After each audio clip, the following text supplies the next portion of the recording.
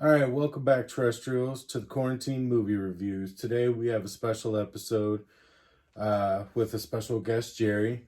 We're going to be doing our top 5 rainy day movies, aka go to movies. What do these movies mean for you, Jerry? Basically, these movies, they're junk food. They taste good, and there's no like extra prep for a movie and stuff where you have to sit down and watch them. You have to, you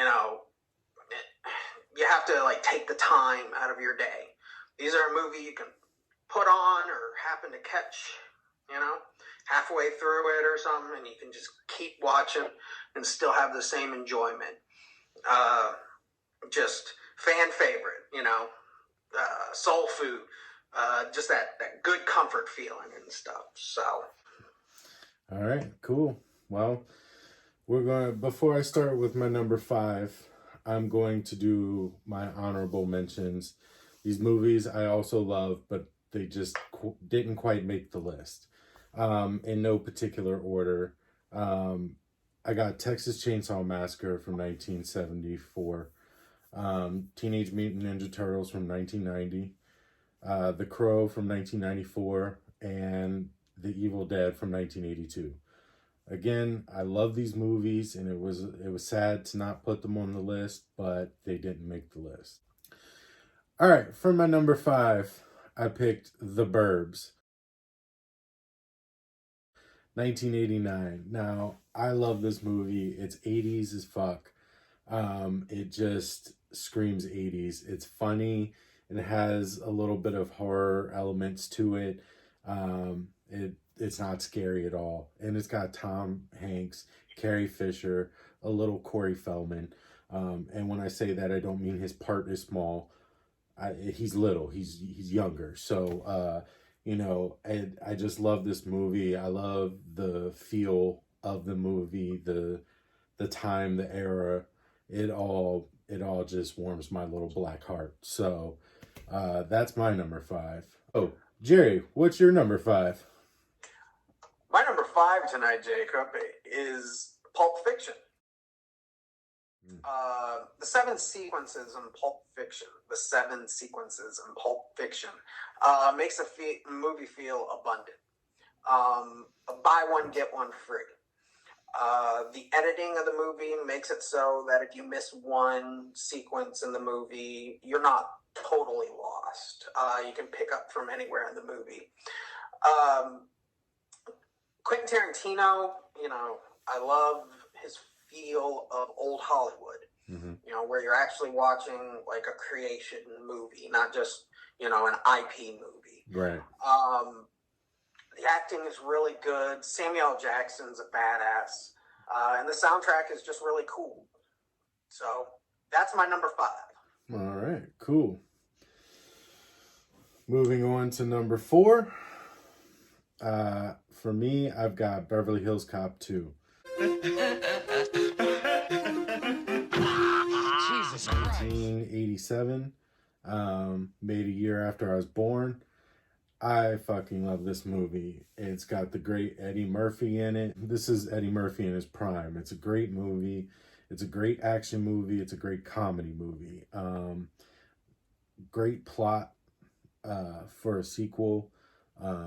They carry over a character that gets injured, so he has to go fight the bad guys. So it was an original idea there. It's action-packed. It's just another one of those movies that I just love, and anytime it's on, I'll watch it. Jerry, what you got for number 4? Well, before I do number 4, I would like to do a couple of the honorable mentions. Sure. These are ones that didn't make the top 5, but I still have, they're still a rainy day movie to me. One is This Is Spinal Tap. Yes. It's a great comedy. Terminator 2, really good. Put it on anytime. You could watch it forever. Mm-hmm. Scott Pilgrim versus the World. Mm-hmm. I mean, it's newer in the list, but it's still really a classic to me. The last one is that I'd like to talk about is The Good and the Bad, the Ugly. Mm. You could literally put this on making breakfast and go to bed and it's still on. It's long, it's great. It just has that great Hollywood feel. But my number 4 is First Blood.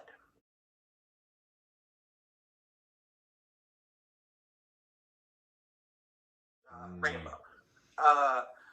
The 3-act structure: arrest, survival, attack, that the movie portrays is just classic. It's great. It's not just an 80s action movie. It has heart.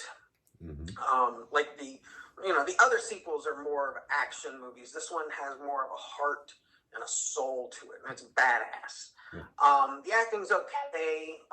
The one actor, Brian Dennehy, who plays the sheriff, we dislike him. He's a villain, but then throughout the movie, especially at the end, we understand why he did what he had to do. So that's my number 4. Cool. That's a good choice. I mean, First Blood is legendary. Yes. All right, so I've got another legendary one. For my number 3, I picked Die Hard.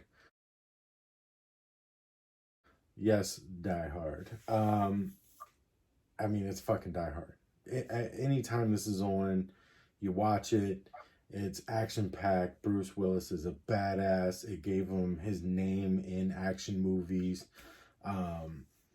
It makes for a great Christmas movie. And yes, motherfuckers, it is a Christmas movie. I mean, it's just a thrill ride from beginning to end. It takes a very short amount of time to set this up, and then it just goes to town with action scene after action scene. Carl Winslow's in it. I mean, what do you want from a movie? This is a great movie. So that's my number 3. Jerry, what you got for number 3? Number 3 is Back to the Future Part 2.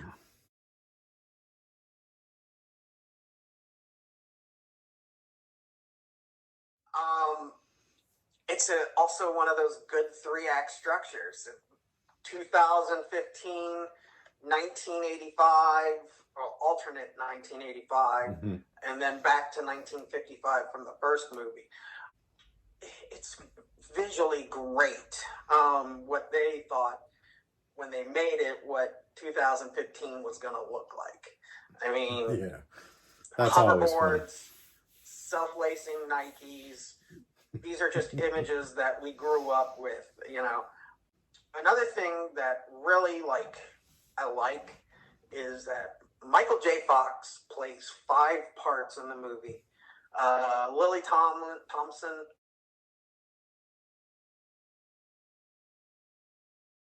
plays 2 again.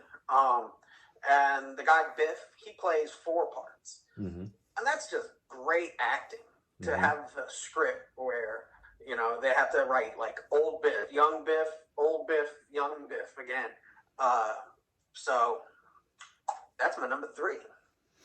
That's pretty awesome. And I love Back to the Future too, which brings me to my number 2, Back to the Future, the first one.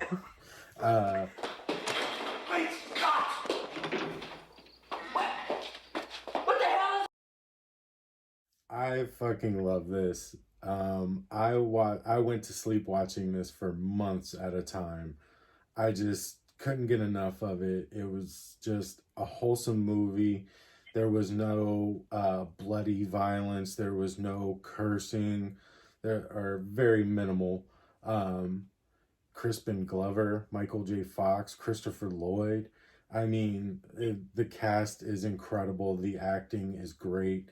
It's just a fun all-around movie. It's an original theme. It's an original plot. I love it. And I really struggled to keep this from being my number 1, but I digress. It stayed at number 2. Jerry, tell me what your number 2 is. My number 2 is Predator.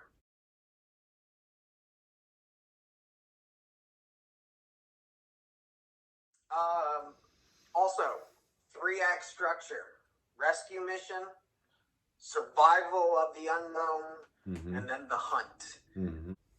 Each act of the movie feels like a different movie. The first act is straight up action. Mm-hmm. The second is more of a horror. There's something in the woods and it's coming after us, and we don't know what this is, and we can't see it. Mm-hmm. The third, science fiction. This creature attacking Arnold, and he takes the mask off, and Arnold just can't believe that this is what it is. Mm-hmm. Also, it's one of those movies that you can quote. I Ain't Got Time to Bleed. Mm-hmm. Get to the Chopper. Run! Go! Get to the chopper! What else? This stuff will make you a goddamn sexual Tyrannosaurus. The cast, also, nobody takes a back seat. Mm-hmm. Everybody in the movie has that one line or moment in the movie that makes them shine. Right. And also the monster's an icon. I mean, Absolutely. when we think about the Predator, that Predator, is in our brains, even though we don't know what to call it. So, Predator is number 2. And another thing about Predator, 2 future governors of the United States in that movie. That's pretty incredible, pretty lucky. So my first pick, my number 1 pick, bear with me because some of you might go, what? Is 1999's Idle Hands.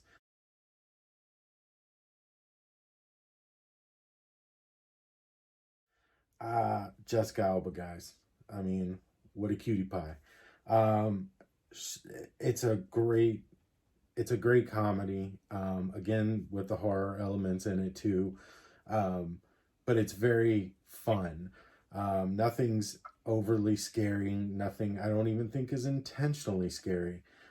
It's just a stoner comedy that revolves around dead stuff, people coming back from the dead, possession. It's silly, but it's fun. And Jessica Alba, guys. Jerry, what do you got for number 1? My number 1 pick is also a horror comedy. Nice. Shaun of the Dead.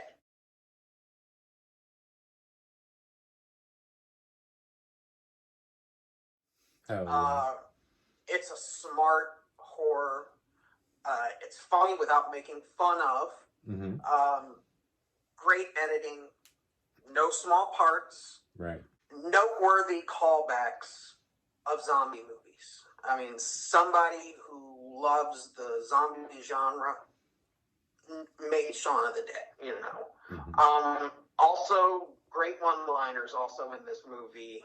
A slice of fried gold. There's a girl in the garden. You got red on you. You got red on you. Hello, mate. And dogs can look up. The movie Shaun of the Dead deserves the number 1 spot. I mean, it's just, there's passion and love in that making of that movie. And I don't care where I see it.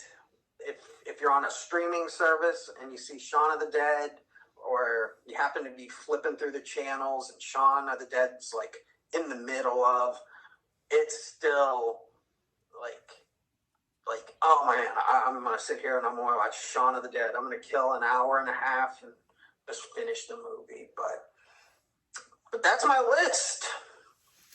All right. And, to be honest with you, when we started doing this, we started talking about doing this, and he sent me his list earlier in the day. And I've known Jerry for a long time, and I've watched a lot of movies with Jerry. I would have not said this was his top 5. I did not expect a single one of these movies to be on his top 5. They all make sense, but maybe Shaun of the Dead. I did not see the rest of these coming. Mysterious. What can I say? Yeah. I keep this stuff close to the heart. I'm not going to reveal my secrets. All right. Well, that's our top 5 lists. Let us know what your top 5 lists are. And we'll be back with some more top 5s pretty soon. You know, we'll come up with some top 5s. I think the next that we talked about was doing Trick or Treat. Ah, yes. And we're going to come back with a review for Trick or Treat. And I can tell you right now, we're not going to have a lot bad to say about this movie. We both love it. And so it's just going to be a fun review where we get to chit chat about a movie that we love. You got anything else you want to talk about, Jerry?